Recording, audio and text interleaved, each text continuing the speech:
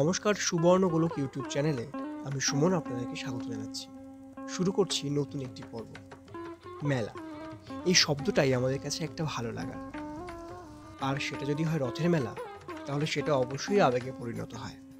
ছোটবেলায় মায়ের হাত ধরে কত এসেছি, এটা সেটা বায়না করেছি, তবে এখন আসা বন্ধুদের সাথে।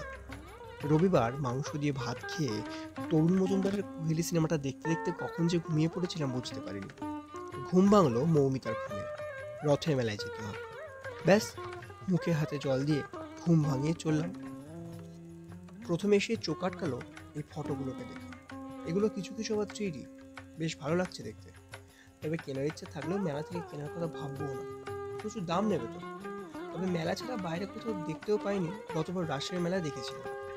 এখানে আর দাঁড়াবো না, এবার অন্য কোথাও যাই। এই বাড়িটার তত্ত্বাবধানেই হয় রথযাত্রাটি। বন্ধুরা বলছে ওরা বাড়িটির ভিতরে গিয়ে ছবি তুলবে। আমি আর যাব না, ওরা যাক। আমি বরং আপনাদেরকে রথের কাজটা ঘুরিয়ে নিয়ে আসি। ওই দেখুন রথ, সবুজে ভরা চারিপাশ, মাটির রাস্তা, দূর থেকে যেন মনে হচ্ছে একটা আঁকা ছবি।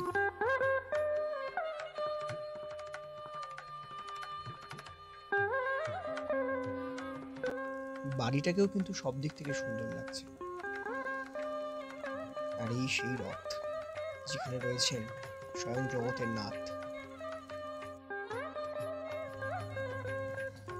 বাহ, রথটাকেও সাজিয়েছে খুব সুন্দর করে।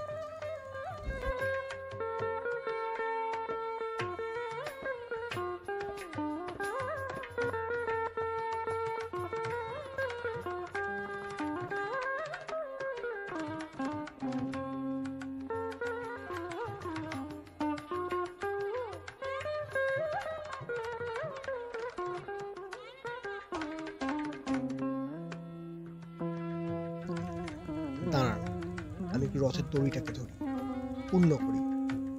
ব্যাস, আমার সব পাপ মুছে গেল। আবার তাহলে নতুন করে পাপ শুরু করি।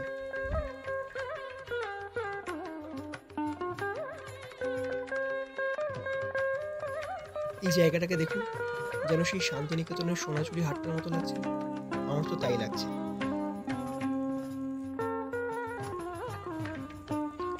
জমিদার বাড়ি, রথ আর রথের মেলা, সামনে বিস্তীর্ণ গঙ্গা। এখনো পর্যন্ত তো বৃষ্টি আসেনি, তবু ভালো, কত মানুষ জিনিসপত্র বিক্রি করবে। বৃষ্টি হলেই সব বেচা। অনেকক্ষণ ধরে দাঁড়িয়ে আছি, বান্ধবীদের মনে হয় এখনো ছবি তোলা শেষ হয়নি। দাঁড়ান, একবার ফোন করি।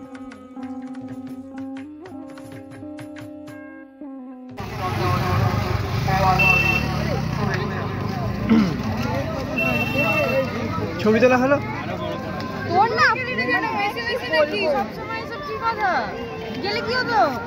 তোরা তো ছবি তুলছিলি। তোর তুই ক্যামেরা না লোকের বাড়িতে এখন কিন্তু বেরোবি না এই মোমেন্টটা। লোকের বাড়িতে কি আছে? লোকের বাড়ি দরজাটা খোলা তো আজকের দিনটা। না, ঠিক আছে। ছবি তোলা হয়েছে ভালো ভালো? আফসোস করবি পরে। ছবি আমাদের তোলা হয়ে গেছে। বল। ঠিক আছে, যাই ওরা, আমরা এখানে একটা ছবি তুলি। দীপের খবর কি? আসছে, এসে গেছে। ঠিক আছে।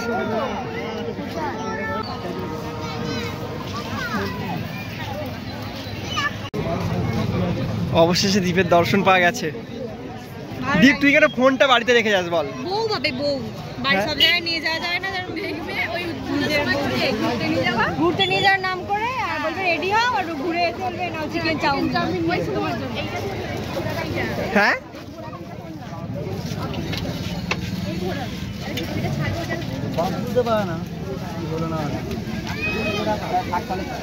এটা হচ্ছে সঞ্জনা মৌমিতার মন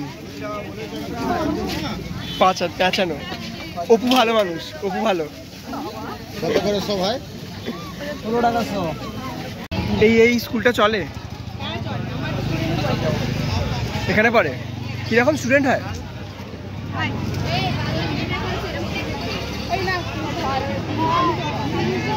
30। এই আমাদের সময় তো আমাদের ওই স্কুলে 25-26 জন পড়তো। কত? 10 টাকা?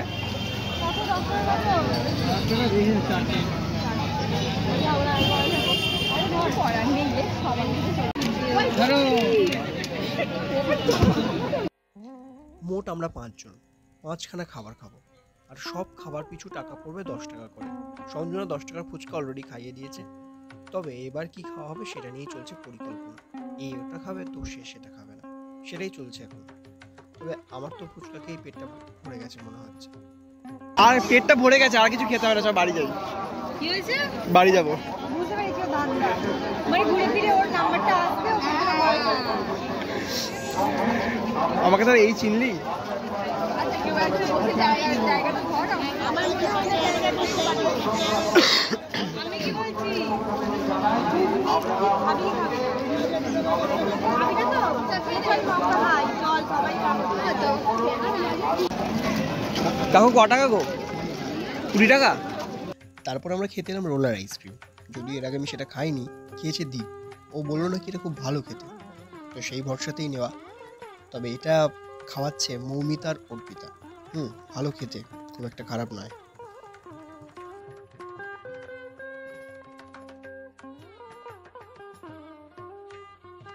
তারপর আমার টার্নে ওরা খেতে চাইলো ঘটি গরম, তো সেটাই এখন তৈরি করা হচ্ছে। তারপর আমাদের হিরো দ্বীপ নিয়ে এসেছে মক্কাটা খেয়ে আপাতত আমাদের আজকের মতো কাহিনী শেষ হবে। রথের মেলা, গঙ্গার পার, আকাশ মেঘলা, প্রিয় কিছু বন্ধুরা, এই সময়টা শুধুমাত্র আমাদের হোক। সকলের বন্ধুদেরকে নিয়ে ভালো থাকবেন। বন্ধুত্ব টিকিয়ে রাখতে জানতে হয়, টিকিয়ে রাখতে শিখতে হয়। সকলে ভালো থাকবেন। দেখা হচ্ছে নতুন একটি ব্লগে। ভালো থাকবেন।